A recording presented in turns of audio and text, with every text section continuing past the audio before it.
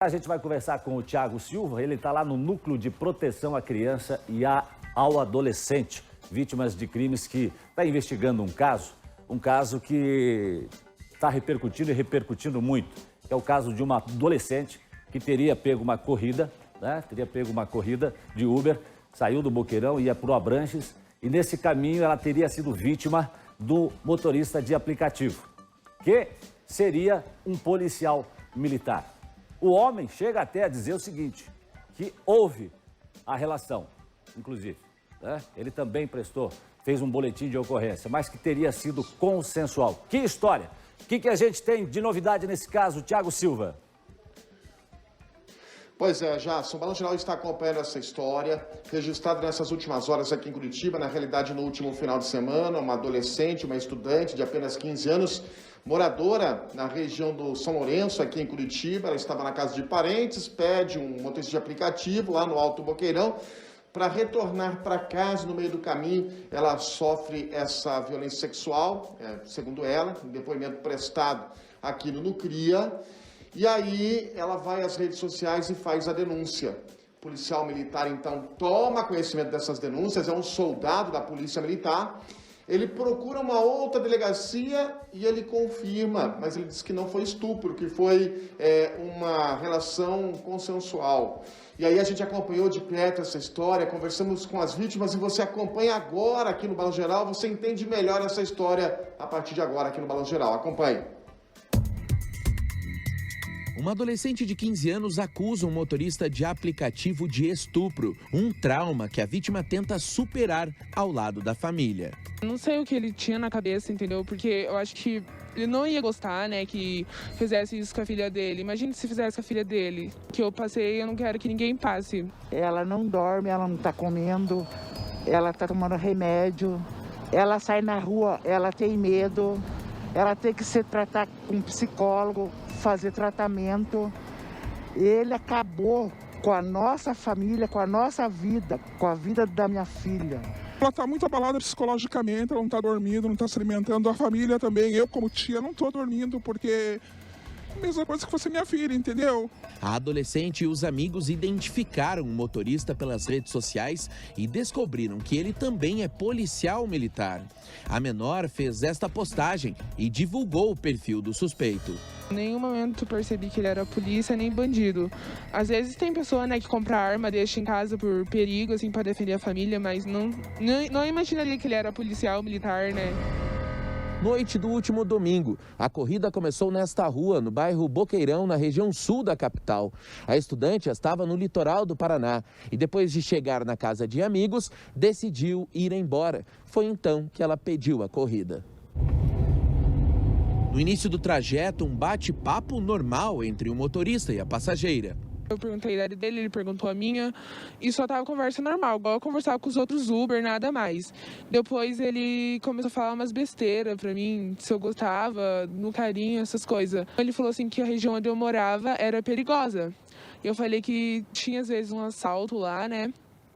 E nisso ele falou, ainda bem que eu sempre ando armado. Nisso ele parou o carro mais pra frente e falou pra mim ir pro banco da frente. Eu falei que eu não queria. E ele insistiu e eu falei, e daí eu peguei e desci, né? Eu falei, tá bom. De repente, de acordo com a estudante, começaram os ataques.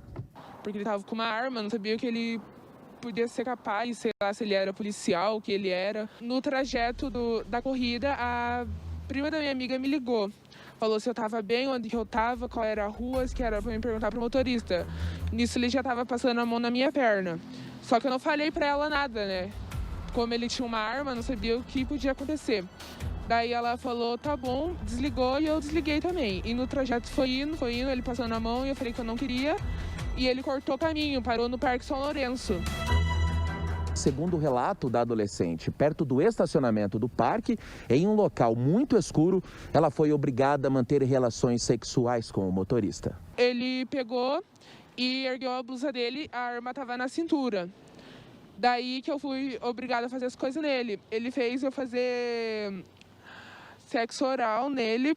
Antes de descer do carro, a vítima diz que foi novamente ameaçada de morte. Me ameaçou várias vezes que se eu contasse para alguém, ele ia me matar. Eu falei, posso ligar pra minha mãe? Ele deu o celular, eu tava ligando pra minha mãe. Minha mãe, na hora que ela foi atender, ele desligou. Ele falou, eu não quero o número da sua mãe. Daí eu peguei e passei o meu dele, ligou no meu celular e falou, agora você finge que nunca me viu e apaga o meu número.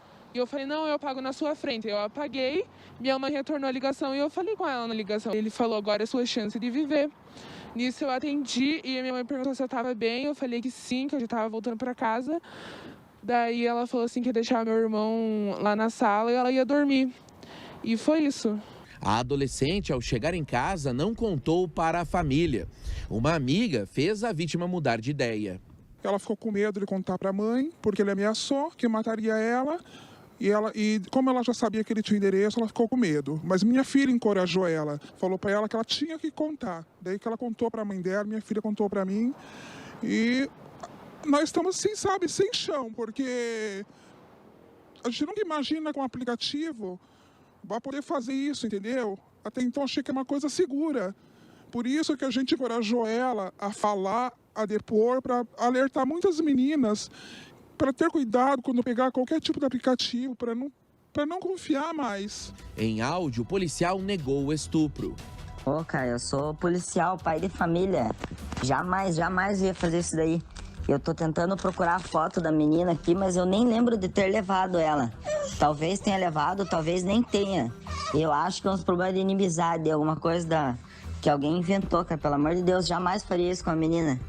Primeiro, no áudio, ele fala que nem viu eu, que nem fez corrida nenhuma, que ia ver minha foto de perfil. E agora no depoimento fala que ele teve relações comigo mesmo, me estrupou, na verdade, né? Ele não fala, mas ele me estrupou, porque eu sou menor, né, de idade. E depois agora vem falar depoimento que eu sou garota de programa. Agora é difícil, né? A adolescente promete cobrar respostas e punição ao policial acusado por ela. Ela foi, gente, numa rede social, ela deu a cara a tapa, coisa que muitas mulheres não têm coragem de fazer. Ela foi corajosa, ela foi uma guerreira, entendeu? Às vezes muitas vítimas não têm coragem de falar, justamente por causa do julgamento das pessoas. Não é porque que é policial que ele não vai pagar. Eu peço a Deus que eu tenho fé em Deus que ele vai pagar, e muito caro por isso. Não teria como eu armar uma coisa dessa, né? Porque eu tenho a corrida e tudo mais. Não teria o porquê eu mentir, entendeu? Eu não queria passar por isso. Eu queria que não fosse verdade tudo isso. Queria que só fosse uma fase. É um policial militar, né, cara? Ele pode fazer com qualquer pessoa. Ele não gostaria que fizesse com a filha dele ou com a mulher dele.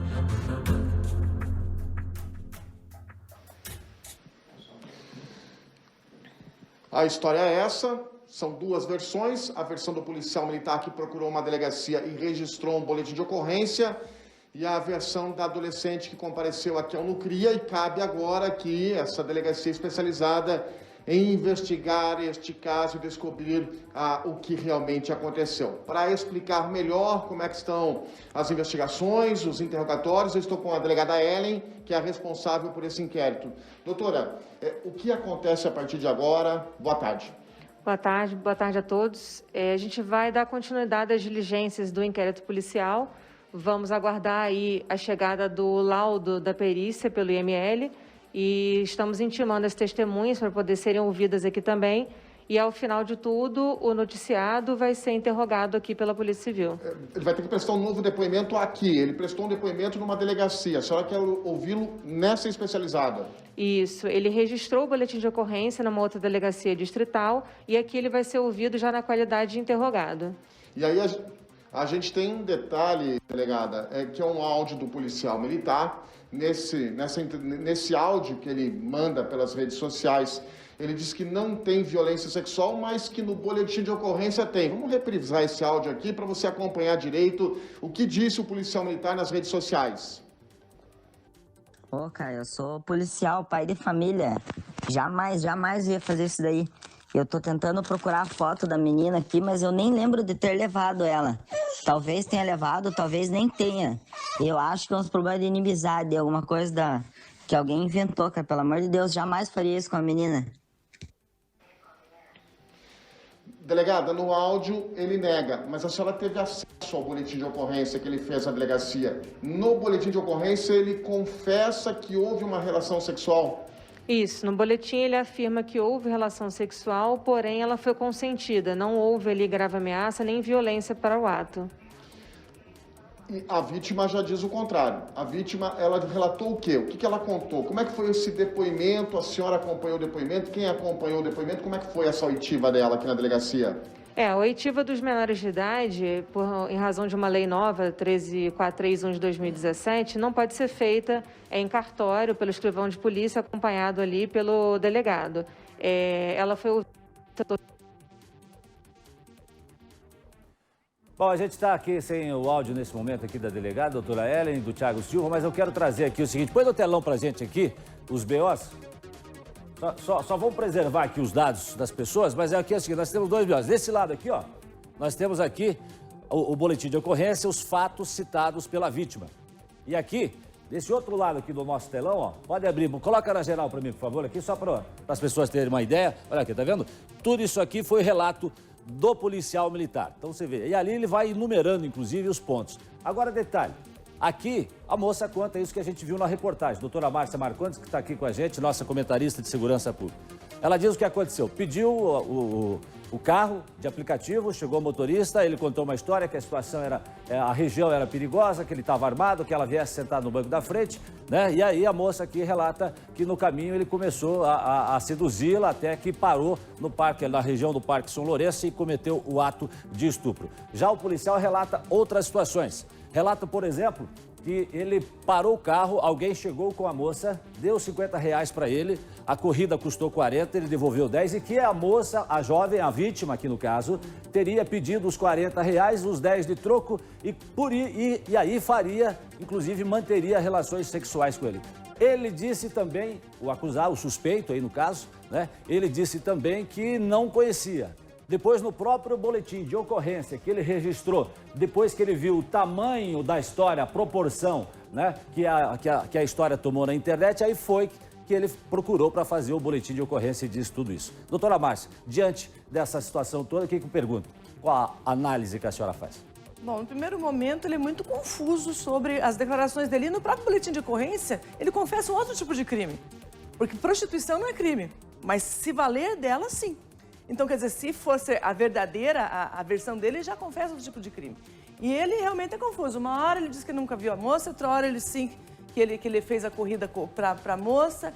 E, evidentemente, no primeiro momento, a gente tem que ouvir a vítima com muita atenção, ainda mais uma vítima adolescente, né? Com muita atenção. A doutora Ali estava explicando como funciona a oitiva dos adolescentes e das crianças, que é um procedimento especial, até por causa da condição delas, para elas fiquem mais à vontade para relatar o ocorrido. E como a doutora Ellen falou também, ela precisa ouvir, sim, esse acusado na delegacia, já na condição de investigado. Por quê? Porque aí, no momento que ela for fazer essa oitiva, ela já terá outras provas e ela pode fazer esse confronto da versão dele com as provas. Ele teria dito, inclusive, em conversa a outras pessoas, né?